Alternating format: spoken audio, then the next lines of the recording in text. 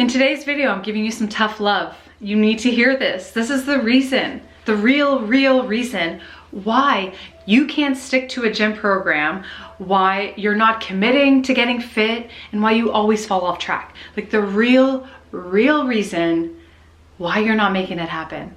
All right, guys, I have 4 things that you're doing that is totally sabotaging your results. And I'm gonna go over all 4 and tell you how to make the changes so you can change those habits and start taking those steps every single day to really become that fit person that you wanna become. All right, number 1 is you believe that it's super hard to get fit. Ask yourself this question, like, what do you really think it takes to get fit? Because whenever people ask me, like, how many days do you really work out? It's like 3. Like, that's honestly like 3 times a week. And sometimes it's twice a week. Like, I never hit more than 12 workouts in a month. Never. If anything, I'll hit less than that. I'd say I average 8 to 12 in a month. That's 2 to 3 workouts per week. Is that like really hard? No, I think people have this misconception that you need to be in the gym 6 days a week. You need to be killing yourself every workout. But no, you just need to challenge yourself enough. It doesn't need to be dying within each workout. But over time, like if you're doing no workouts and you start doing 3 workouts that are a little challenging, you're gonna get stronger from those workouts. And as you get stronger, you need to push yourself a little bit more. You're not gonna start from doing nothing to pushing yourself as hard as I do. Like, that doesn't make any sense. You're gonna slowly get there. And it gets easier. Mentally, you get stronger physically, so yes, you can do more. I think most people just really believe it needs to be impossibly difficult because maybe of who they follow online. And if you're following somebody that loves working out and they choose to go to the gym 6 days a week, or if you're looking at athletes that their life is the gym, their life is being fit and they're working out every single day, that is what they're doing to be top athletes. Or somebody's in a bodybuilder and they just are obsessed with the gym, they might go every day. That doesn't mean that is what it takes. If anything, when I was going to the gym 6 days a week, I'll actually show you a picture. I was not as lean. I was holding on to way more inflammation than I am now. I'm way leaner now. Sometimes less is more because our bodies need to recover. Our bodies needs to recover. And if you're just continuously going when you need to rest, you're gonna burn yourself out, and hence you're gonna think it's too hard and you're never gonna actually get fit. But do you think if you committed to 3 times a week for a year, for 2 years, 3 years, like, you're gonna become super fit? It's way more doable than you believe. It's easy. It should feel easy. Like getting my 3 workouts in a week is doable. Is definitely doable. And until you change that real belief, like if you're like, oh, this is not enough, whatever you believe is true. If you believe that it's not going to be enough, if you believe that you need to do more, you're not giving yourself the real chance to actually get fit. You're going to give up mentally before you do physically. And whatever your mind believes, your body's going to follow. I dare you to ask yourself, how many days a week do you really believe it should take you to get fit? How many months do you think it really should take you to get fit? And give yourself like a real honest talk, because what happens is people think they need to work out 5-6 days a week and they think it should take 1 to 3 months to get fit, even though they haven't worked out in a decade. Even though the first month they're not even close to as consistent as they want to be. But let's say you hit those 3 workouts a week. How long does it realistically take to hit goals, to see progression? Like, give yourself 6 months to a year before you give up. And honestly, you never want to give up, because right before you give up, when it gets hard, that's when on the other side of giving up, that's where your results are. I know that sounds crazy, but that is so true for everything in life. Right when it gets tough and you're like, man, is it worth it? If you keep going with that program and you stay consistent, you will get results. The only way you're guaranteed no results is if you give up. Second point, misunderstanding healthy eating. Everybody that I talk to, everybody thinks that they understand what healthy eating is, but it really confuses me because nobody's doing it. And if you really understood, then wouldn't you be doing it? If you want to eat healthy, but you're not, why are you not? Why are they not meshing? I truly believe it's because people really believe that healthy eating requires so much sacrifice and crappy tasting food. They really believe it's going to taste bland, that there's not going to be any food enjoyment in order to eat healthy. And I can tell you it's like so far from the truth. Like, eating healthy is not about starving yourself. It's not about depriving yourself. Eating healthy is about making sure you're getting enough good, making sure you're getting enough good food. And real food is so flavorful. There's herbs and spices, and there's so many different ways to make your food taste super flavorful. I'd say now that I'm at my leanest, I'm eating the most flavorful types of food because I'm using like real fresh herbs. Like if you put in cilantro and parsley and thyme and rosemary and real fresh herbs that you enjoy, and good quality cheese or good quality sauces, like sometimes if it's a little under flavor, I will add hot sauce. I make sure that all my meals taste good for me, because are you gonna wanna continue doing it if it doesn't taste good? Like, salt your food, there's no problem. Just choose a high quality salt. And like, I never eat steamed vegetables because I think they taste like shit. I love air fried vegetables where I put some oil on them, or baked vegetables, or fried with some butter. Like, I want my vegetables to taste good. And if I have a salad, I make a healthy dressing from Greek yogurt or regular yogurt, and it tastes so creamy. Like, it actually tastes better than anything store-bought. That's what I think people don't understand, is if you get a good grasp on your nutrition, you're gonna enjoy food more than you ever have in your life. Like, my food that I eat is so delicious that I actually don't even enjoy going to restaurants that much, because A, it's greasy, makes me feel like crap, and the flavor is not usually as good as my food or my husband's food, because we use fresh and good quality ingredients. And you can taste the difference. Like, if you've made the switch from factory eggs to farm fresh eggs, you can taste the difference. Like, the flavor from the better quality is, that's what started me on switching over all my food. And wow, I could never go back. I can't eat crappy quality eggs. They taste like garbage. So yes, you should be fueling your body. You should be eating enough throughout the day. Most people starve themselves all day and make up for it with crap, or eat one meal, or get a takeout, or eat a candy bar, or make some choice. They feel like they're not eating anything, but eating a bag of chips and pop is super high calorie, but you're not getting anything good in, and you're not actually gonna feel full. But if you eat vegetables, fruit, a ton of protein, and you're fueling yourself all day long, you don't need to eat like crap at nighttime. You don't need to stuff yourself with some fast takeout. You're gonna actually feel more full from eating better. Number 3, the reason you're not reaching your fitness goal and you're not becoming your most fit self is because you are only focusing on weight loss. That's it.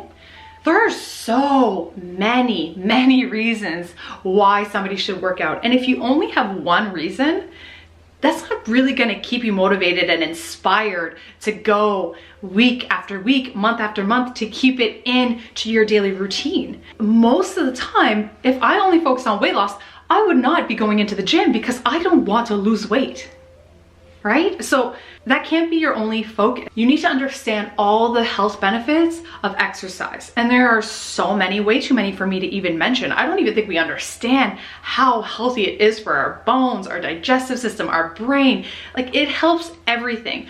There's kind of this buzzword, lymphatic drainage lately. You get detox benefits from exercising. So if you're looking to look younger, exercising will help that. Detoxing will help that. If you want to be your healthiest self and fight off diseases, detoxing regularly through exercise is one of the best things you can do. I find exercise is so good for my mental health, stress, anxiety. I find that my brain can get really kind of overactive. And if I work out, I feel like my thoughts are way more in order. I feel like I get a lot more done, and my anxiety is down, but my productivity is up. So it's like there's nothing I can take that replaces that feeling. So if I was only focusing on weight loss, I would not be going into the gym. But if I want, my best work days are the days that I am lifting weights first thing in the morning. Some of the other health benefits of lifting weights specifically is gaining muscle. And we know as we age, your metabolism goes down when you lose muscle mass. So if you don't want your metabolism to go down, focus on building muscle. As people get older, when you can no longer do a squat and you're just getting weak, you see seniors getting extremely weak, and it makes me so sad, because if they just focused on building muscle, their muscles wouldn't atrophy like that. They wouldn't lose all that strength. If you want to live a nice, long, independent life, you need to focus on staying strong, being strong. If you're currently very weak and you can't lift things by yourself, you can't do stuff by yourself, it's gonna get worse as you age. There's nothing more empowering, like I don't care if you're a woman or a man, but being able to lift heavy ass shit yourself feels so good. And just getting stronger. We have this fake belief that we think that our strongest self is gone. Is our 20s, is our teens gone? I'm here to tell you that is not true. I was a D1 athlete, Division I tennis player, and I lifted weights then. But now that my focus then was to become the best tennis player I could be. Now I'm trying to become my fittest self. More fit, stronger. And I am more fit, more mobile, stronger than I was as a D1 athlete. Sure, I wouldn't be able to play a tennis match like I used to, but just those regular strength tests, I'm getting better, and I'm turning 39 this year. So we have this belief that as you age, you should become weak and frail, but that is not true. That is not true. You just have to choose to do something different. If you just stand around and don't put the time into working out, yes, that will happen. But if you want to live your best life, feel your best, then you need to find time to do a proper weight training program. And that is why I came up with my OneFitB workout.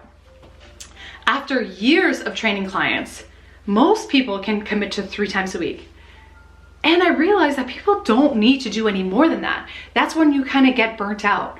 So I condense in my program strength training, mobility training, athletic moves, mobility moves, progressive overload, making sure that you see the most bang for your buck every time you go into the gym. And people don't talk about this, but improved bone density and improved stability and coordination.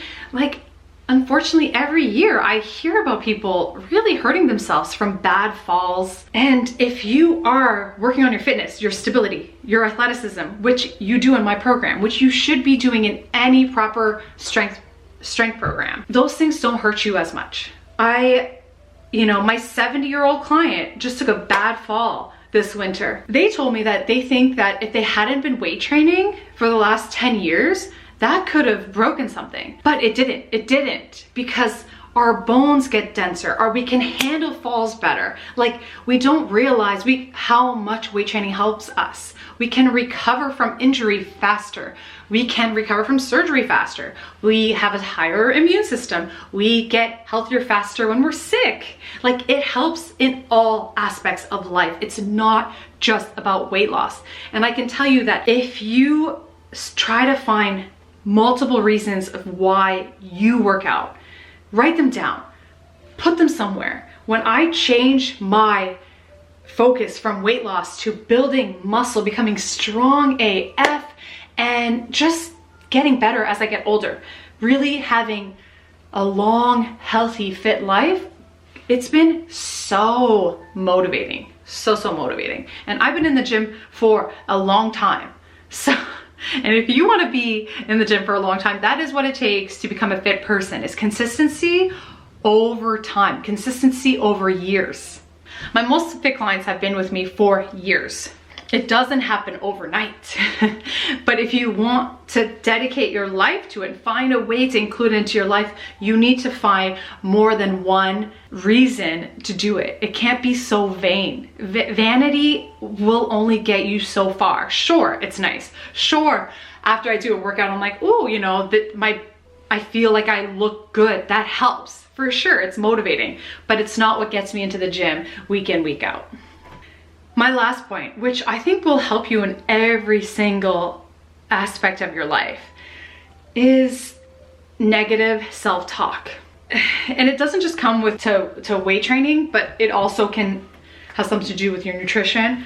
But until you switch that voice in your head, you are never gonna become your most fit self. The fittest people I know have a positive mind, positive self-talk. So what I mean by that is, if you skip a workout, if you couldn't lift as much as you could that day, if you had to go down in weights, instead of saying, oh, you suck, oh, why didn't you do more, oh, you failed, you're telling yourself, hey, at least you tried. Hey, I'm gonna go first thing tomorrow. Hey, life happens. I'm not expecting myself to be perfect, but I'm doing my best, because perfection isn't real. It's never gonna happen. I don't get 3 workouts in every single week. Doing the best that I can. And I tell myself that that is as much as I can do. Like, talk to yourself as if you would talk to your best friend. And when you change that self-talk, the more positive you are, the more you're gonna see things change for the better. The more negative you are, the more things you're gonna see change for the worse. I do think our mind is more powerful than we realize. And there's something about being positive, yielding positive results. So if you are not getting the results you want, the positive results you want, ask yourself, what is your self-talk like? Is it really negative? Because they don't go together. They don't go together. Why am I not losing more weight? Why do you have so much fat here? Why can't you eat healthy? Like, all these things are not making you do better. Has anyone ever shamed you into being like, yeah, I want to do that? Like, if I was walking down the street and somebody's like, oh, wow, you know, like, you suck, I'm not gonna be like, there, thank you, I feel really motivated now. No, it's gonna do the total opposite. It's gonna make me feel like crap. So if you need to become your best coach. You need to become your own cheerleader. Yeah, you need to give yourself grace. Nobody is perfect. So the end goal is not perfection. The end goal is to become fit. And a fit person isn't perfect. A fit person doesn't only eat super clean. A fit person has balance. Maybe if you didn't do as good as you wanted with your nutrition that day, you're not like, oh, wow, you suck. You're like, oh, well, I did the best I could and I've been doing really good.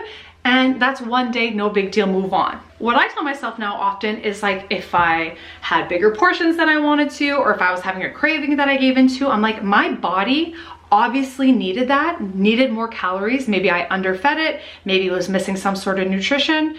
I tell myself my body needed it. Sometimes, you know, like, we have these beliefs that maybe late night snacking is bad. I used to believe that, and I always eat at night, but I make good choices. So if I ate a little bit worse than I wanted, or I ate a little bit too much, instead of beating myself up about it, which I used to do when I was younger and not as lean, that stress response, that negative self-talk will change your results. Imagine 2 people eating a hamburger. I really think this is powerful.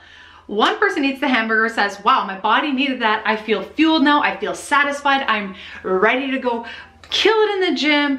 I feel super satisfied, super satiated, that hit the spot, yum. And this other person is like, oh, you fatty, you pig, you're never gonna get to your goal, you know, you're never gonna get thin, you're always gonna be fat.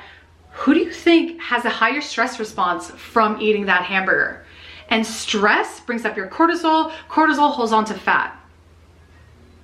It matters your self-talk. So you need to start telling yourself it's okay and you can do it.